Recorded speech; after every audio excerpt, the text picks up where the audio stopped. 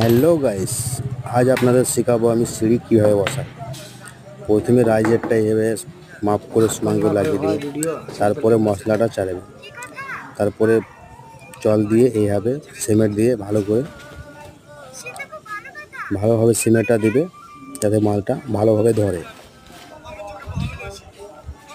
সিমেন্টটা ভালোভাবে দিলে মালটা ফাঁপবে না।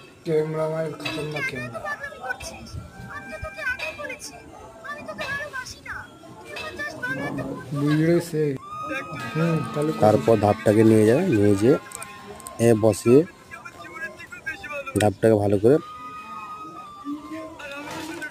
লজিং করে নেবে।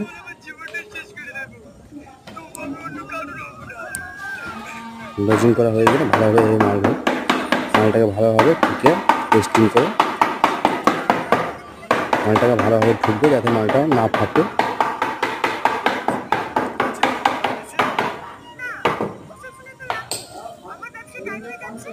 তারপরে মালটাকে একটা উলঙ্গ করে দেখে নেবে যে ঢালটা কীরকম আছে।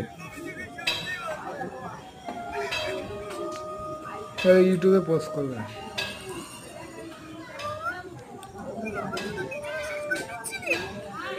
হ্যালো গাইস, আজকে আমরা কি শিখলাম যে সিঁড়ি কীভাবে বসায়। তারপরে সিঁড়িটা যখন বসা হয়ে যাবে, সিঁড়িটা পুরো এইভাবে দেখতে লাগবে।